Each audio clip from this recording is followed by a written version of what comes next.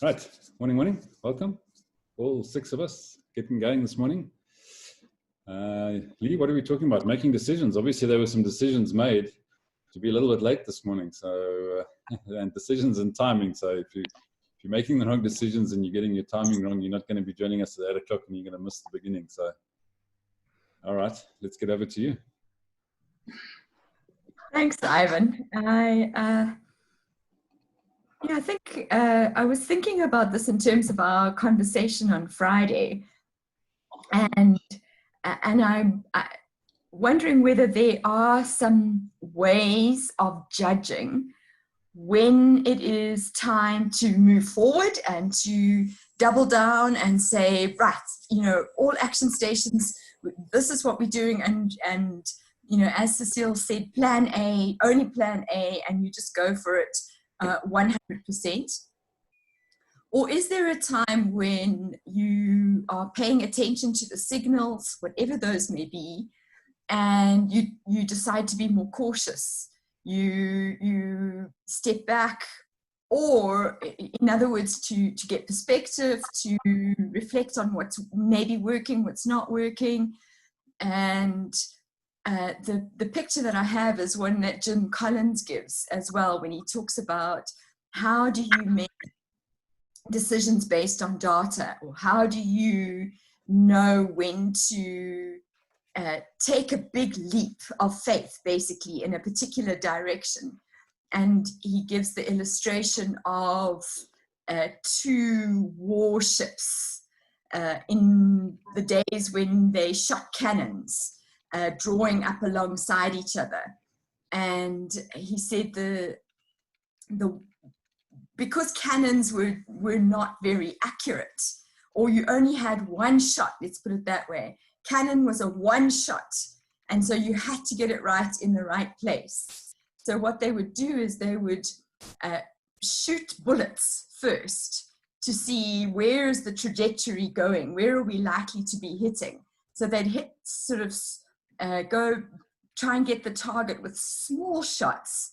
And then when they knew that they were on target, then they would fire the cannon.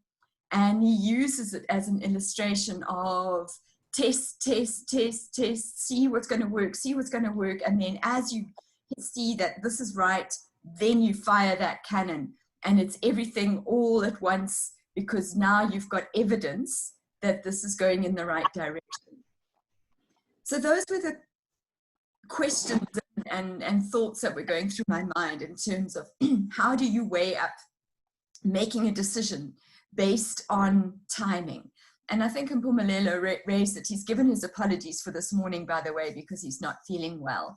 But I think he raised it, especially in this time, and it's very relevant because everything's changed, or it feels like so much has changed, or the whole world is now upside down. So on what basis are we making decisions? And is this the time to just, go all out? Or are we, is it testing to see what's working and then go? Or is it a bit of both? So that's what I leave with us this morning, just to play around with. Great, thanks, Lee. Let's go to the do-it lady, Cecile. What are your thoughts? Guys, just give me a minute. I'm on a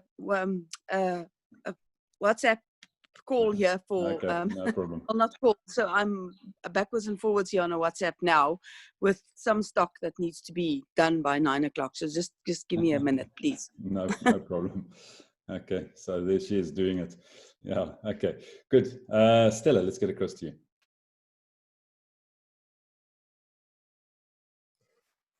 Morning, everyone. Sure. That's a tough question. I think it is a bit of both. I think it's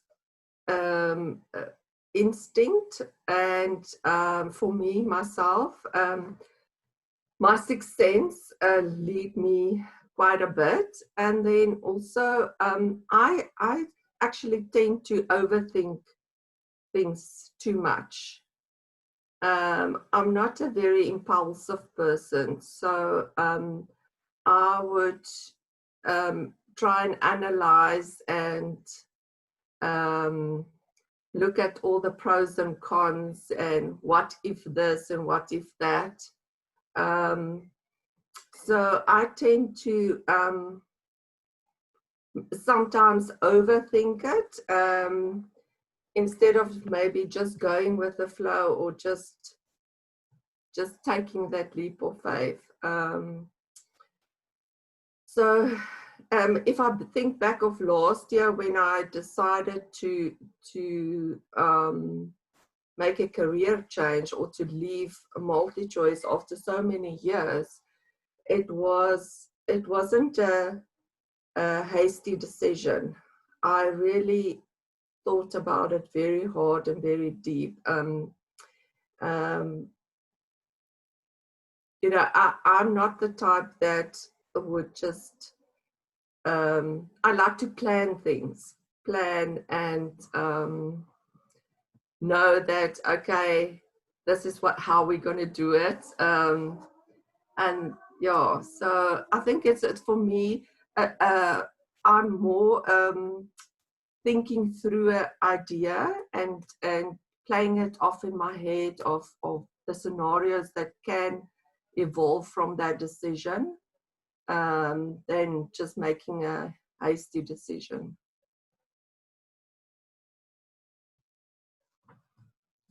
Great, thanks, Stella. Jesper, let's get across to you.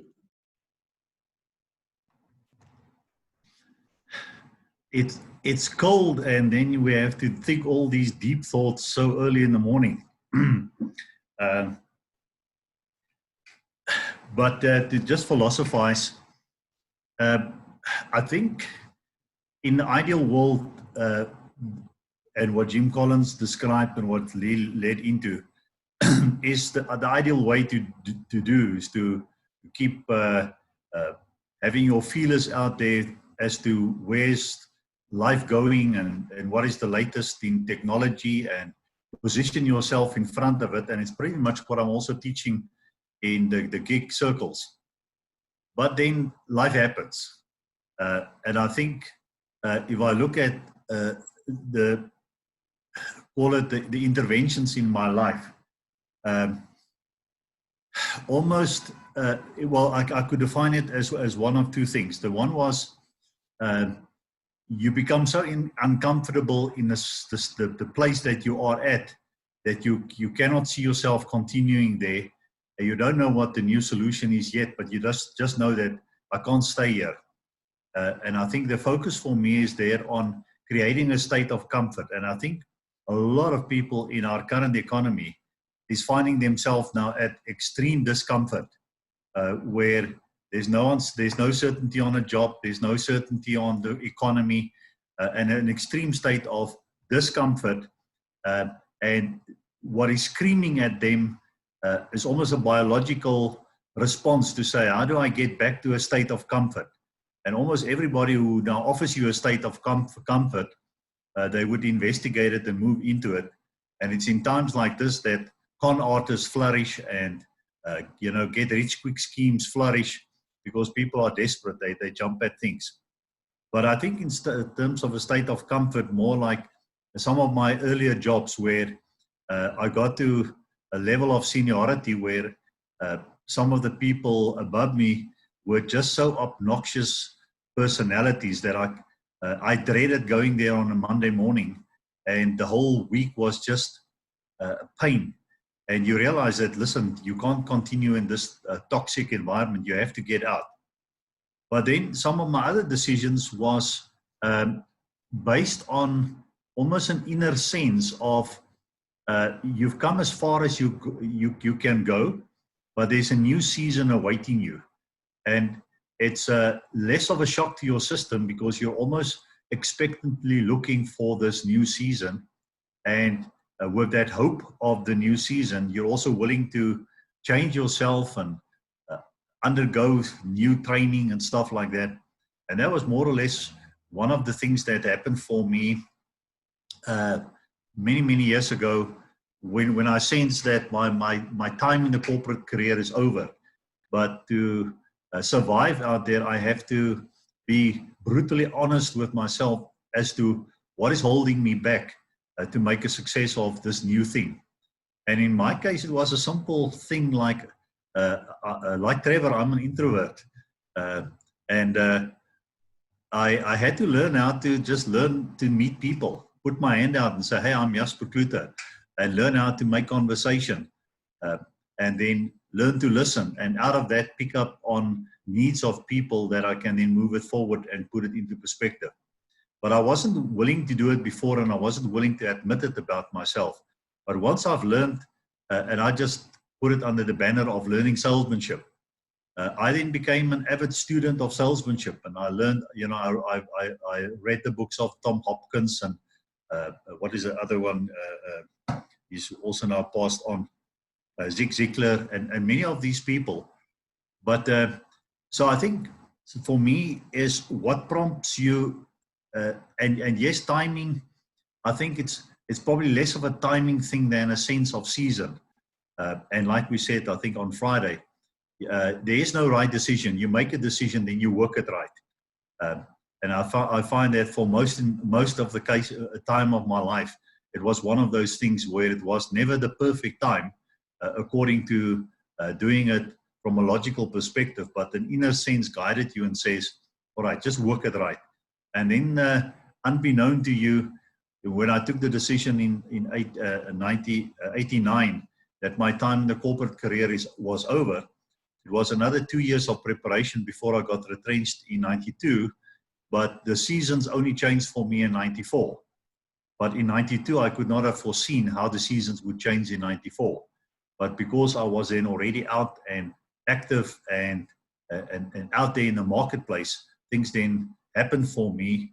And that led to all the breakthroughs that we had with growing the business overseas and growing the guest house and stuff like that. So sometimes at the time that you take the decision, you have to just trust that inner gut, and with no promise and guarantee that it's going to work out, but then you keep working at it, and then it works out. Yeah, so that's my contribution. Great, thanks, Jasper. Some good insights there, I think. Donovan, let's get across to you. Morning, everyone.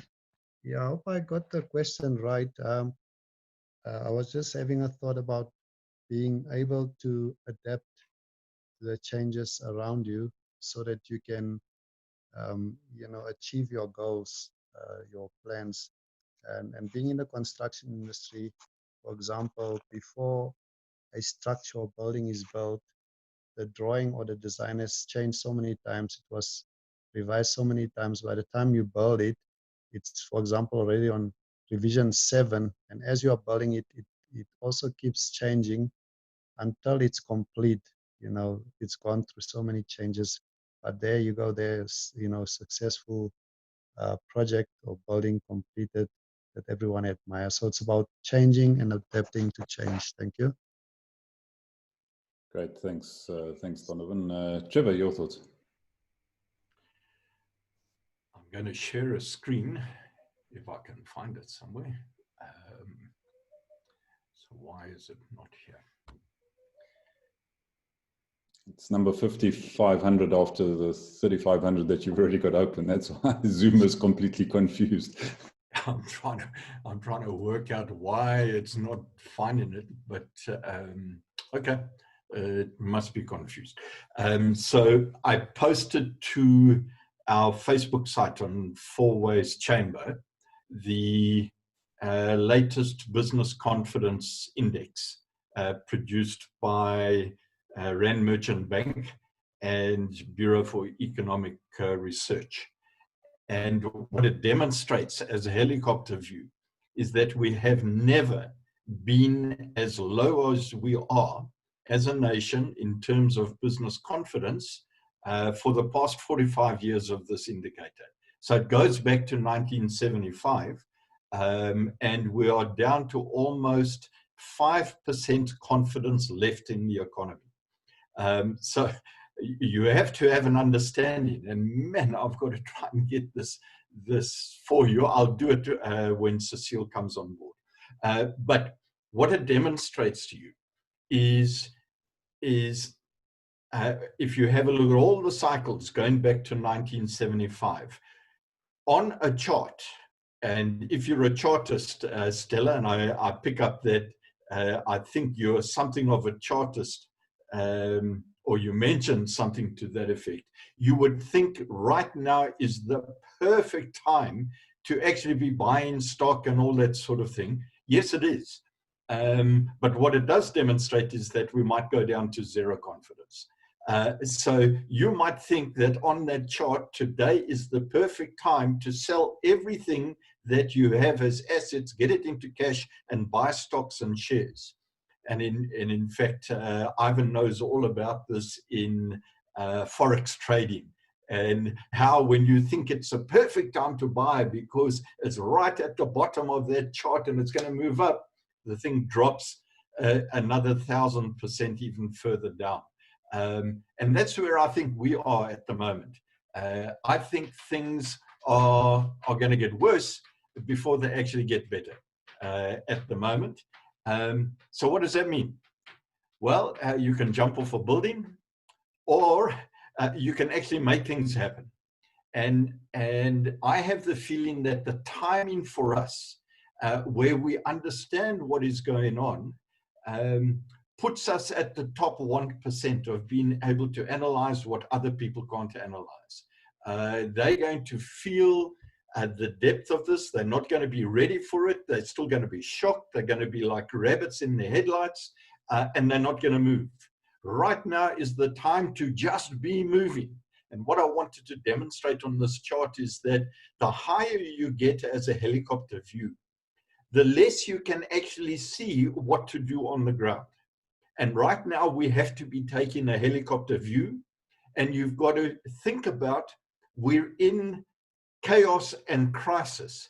And I'm going to go back to my paddling analogy. We're in the biggest rapid anyone has ever seen. In fact, no one has experienced this in business. I haven't even experienced this in business. I'm telling you now, you just have to keep paddling to stay upright, and you've got to paddle with the best information that you have, that you've gained in all of your past experience, and know that at the end of this thing, and hope like crazy, that water is going to stabilize somewhere down the road.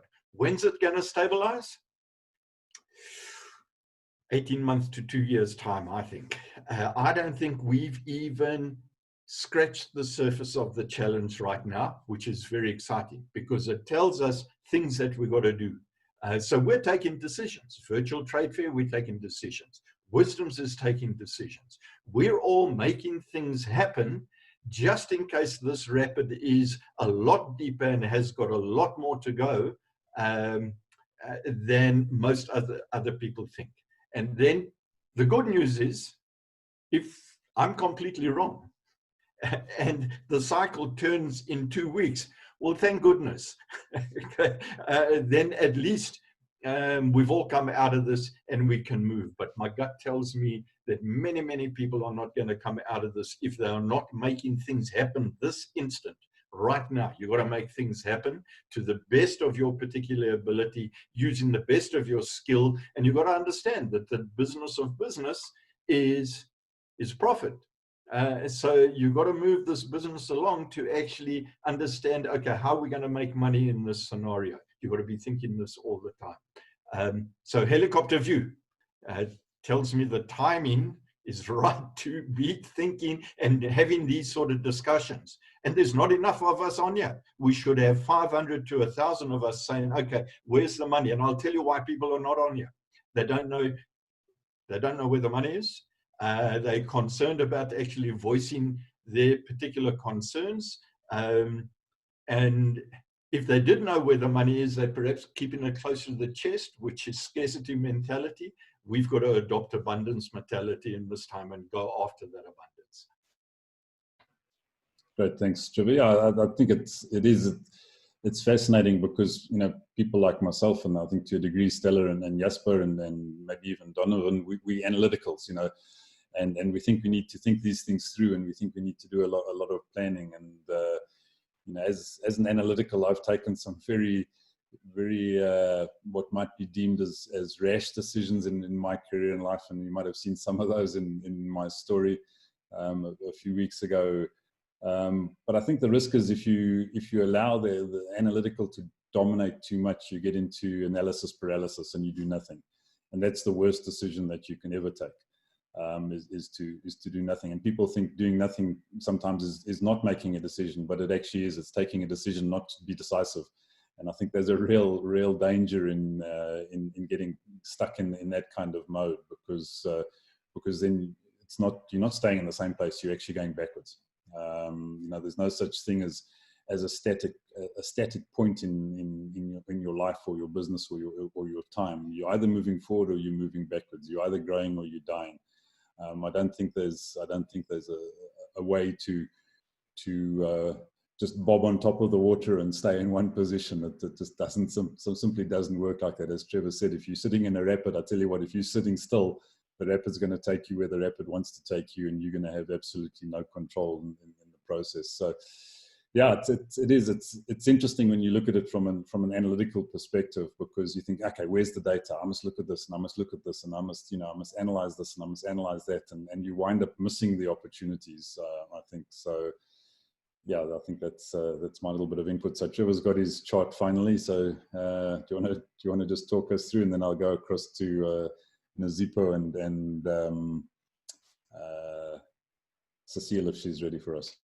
All right, so hopefully you can see this. It wasn't a clear chart on my side, I couldn't see it. But look at the lows. This was going back to 1975 when they started this. And you would think at this period here are the best times to get involved in business or purchasing your assets, because look what happens. And this just ties in with economic growth. But we've never been so low. We're down here now we've only got 5% business confidence left. And I think it's going to go down to 1%. And that's where this analogy for me is top 1%ers. How do the top 1%ers distinguish themselves from the other 99%ers?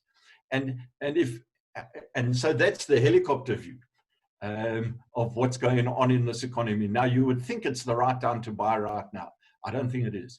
I think this has got some way to go, and things are getting worse.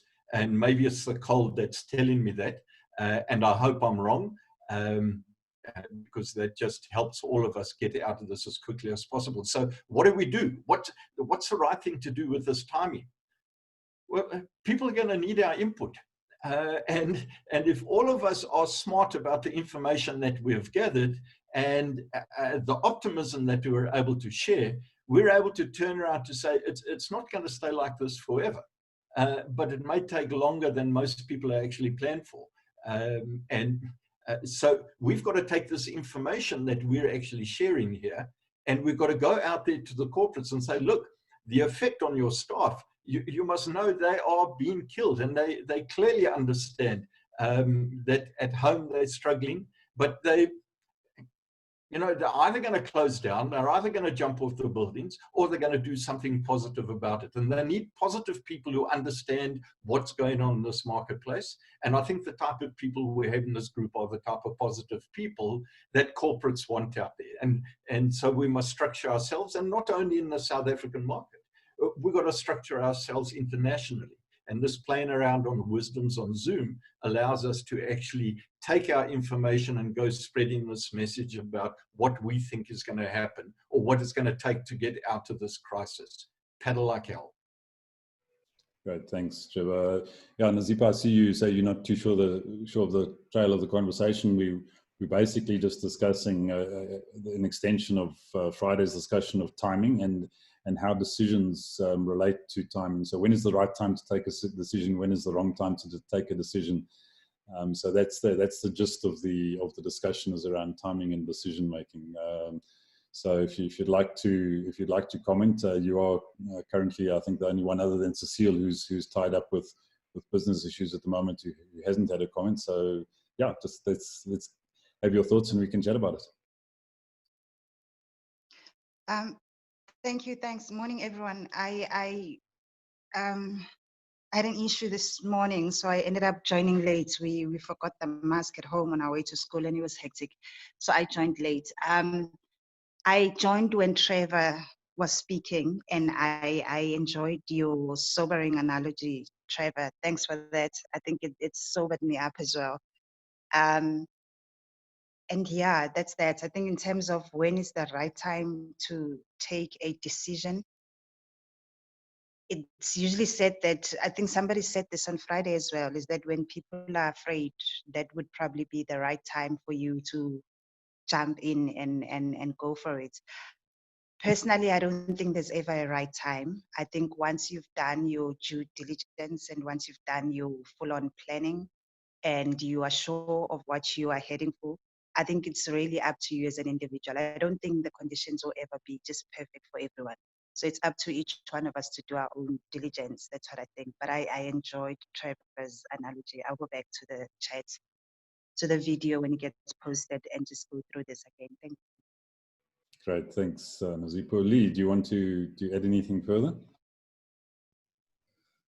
I just want to pick up on, so what do we do now? You know, this, given what Trevor's spoken about, and it is a reality check, and therefore, and that's really what I was asking in this through this question, is how much does our environment, and maybe that's, how much does our environment and the context play a role in what decisions we take and when we take them? And so in a place of that's something that is completely unknown and that is rapidly descending, as Trevor says, and there are people who are finding it almost intolerable. And my husband facilitated a webinar with counselors and specialists, with people who are dealing with people who are at that edge now, that the current situation is so overwhelming, and they're either collapsing in a heap or they are in actual fact committing suicide. So this is serious. This is not something that we are really in the, many people are finding themselves in the depths of despair. So given that reality, how do we find ourselves in a different position? How do we accept the reality that, as Jasper says, you're brutally honest with yourself about what you can and cannot do, and you're brutally honest about the context. At the same time, Trevor's question is always going to be, so what's the good news? Where to from here? And he uses the analogy of paddling. So that, I don't know how to paddle. I mean, other than theoretically through Trevor's story, and I don't know how to juggle, but I use the analogy of juggling, because for me, I don't know which ball is actually going to be, or set of balls are going to be the ones that can stay in the air. So I have to have a couple of balls. I have to have a number of balls for me, because there is actually, in this, when everything is unknown, you don't know what's going to take off. So that's me, is even in this season now, there've been a couple of people who've said to me, Lee, can you do this? And I just say, yes. I don't know, but yes, I'll figure it out. And yes, and it does mean that I'm adding time and effort and all the rest of it, but and including a learning curve. But I need to keep things going in order to know what will take. So that's my 2 cents worth in terms of the topic. And I mean, it's cold and so on. I think we've spoken about it. And Ivan, maybe I will hand back, you can back to you, but I am going to suggest, I'm going to suggest that we do take tomorrow off. And Ivan chucks Trevor's face. how can we take tomorrow off? I've just been talking about juggling all these balls. I'm wondering whether people need a break. So that's, maybe I'll hand it back to Ivan and we can take a vote on that, seeing as Trevor's face was glaring. And then the second thing that I want to talk about is the topic. So whether we meet tomorrow or Wednesday, I want to pick up on Jasper's question around what is it that we need to teach our kids? And I know that might seem like we are hopping out of our context, but I still think it's important for us because we come back to what are we role modeling? So what is it that we're doing today that is going to impact our future generations? Because how we manage now is actually setting the tone, the pace, the reality for what is going to be happening in the future. So yes, we're in survival mode now, but let's not forget that there is a future generation coming up, and what is it that we need to ensure is embedded as part of our actions, our attitudes right now. So that's the topic when we discuss it. Ivan, hot potato, back to you. Well, I think Trevor's been desperately unmiked for the last 2 minutes while you've been chatting there because he wants to jump in. So Trevor, take it away. I don't think Lee was listening. When you got to pedal, you got to pedal. There's no time off, and we've given Saturdays and Sundays off. So I would like to suggest that we continue to try and get closer and closer to the answer, and as to what is it that we actually do. But it may be, Lee, that you actually want to take time off, and if others want to continue, then we continue along there tomorrow. That's just my point of view. But I wanted to throw something in here, that there's an analogy. What we're actually suggesting is that everyone now is in the middle of the desert, and they are thirsty. And we need to work out what is it that they are thirsty for. And in my little analogy, in my mind, I believe everyone is being pushed to the brink because they don't have the assets, the resources, the finances, the reserves to actually get them through this. And that the building up of reserves is now the biggest lesson everyone will get out of this. Someone make it through because they never ever took these lessons to heart. They've always been around. And so what I'm saying in that desert now is if money is what you've got to get in, you've got to ask yourself, well, where am I going to get that money from? So do you go to someone else that is just as thirsty in this desert? Or do you go and look for where the pockets of water are in this desert? And so that's the question that I'm going to ask. I see 99% arid desert out there that other people are seeing. But somewhere there are pockets of water. Now, what we've got to do, I believe, is get ourselves up high enough to actually spot where that water is. And then what do you want to do? I know what I want to do. I don't want to go mess around with other people that are playing in the dry desert that they are thirsty, because we're all going to be thirsty. I want to head off to where the reserves are. Who's got the money? Who's going to be able to invest in Stella, in Nozipo, in Donovan, in Ivan, in Jasper? Who's going to be able to invest in it? We've now got to go and do our deepest research that we've never, ever done. And then the other thing is, if we have the luxury of reserves ourselves, we have to now make decisions as to how do we help stimulate the economy to help other people get onto where we might be as a platform as well. So those are some of the decisions that we're actually taking at the moment is you can't get money out of people or you can't get water from people that are literally dying of thirst. So what do you got to do? Well, you got to try and stimulate the development of water, or help them to go out there and think through your mindset as to where is the water and where to position yourself. So the strange thing about talking about entrepreneurs, and it's the right time to be entrepreneurs, actually, most people just want a job. They want to get out there, but who's going to give them a job? only those people who've got the reserves to give them a job. So the smart people looking for jobs are going to go after those companies that have built up reserves. So you've got to go and have a look around the world. Where's the money sitting? Because I've got to convince those people that are ahead of those operations that they must employ me if you're looking for a job. So you better be the best of the best, because the rest of the market is going to go after them. These are things that I believe we should be talking about. Great, thanks, Trevor. And Nazeep, I see you've got your hand up. Did you want to comment on that? I do, yes. It's I think just in response to what Stella was saying earlier about sorry, not Stella, but to what Lee was saying earlier.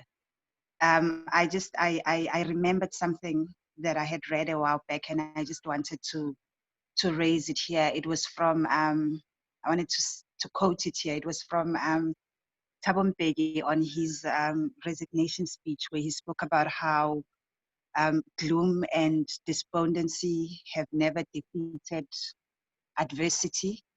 Something to the effect that trying times need courage and resilience, and our strength as a people is not tested during the best of times. We should not become despondent because the weather is bad, nor should we turn triumphalist because the sun shines. And then he just completed it by saying, he used the metaphor of the Comrades Marathon and said those who complete the course will do so because they do not, as fatigue sets in, convince themselves that the road ahead is still too long, the inclines are still too steep, or the loneliness is impossible to bear, and the prize itself is of doubtful value. So I think when Lee raised that, that just came to mind in terms of the times we are in right now, and I wanted to share that. Thanks. Great, thanks, Nazeep. I think very pertinent to the current situation we all find ourselves in. So thanks for that powerful words. Okay, folks, I think what we'll do is we'll leave it at that for today. We will be online tomorrow for those who want to join us. It's not mandatory as always, but we'd love to have you part of the conversation if you're up for it. So I see both Trevor and Lee are wanting to dive back in again. So Trevor, go for it. And no, I just want to chat to Jasper afterwards. I don't want him to disappear. I want a minute or two with him. Okay, please. All right, Lee. So yes, I will be on board tomorrow, but I am going to give my apologies again on Wednesday as I have a workshop that I'll be running then. Great, fantastic. Thanks, Lee. Thanks everyone else. Have a great day further, and we'll see you tomorrow. Cheers now.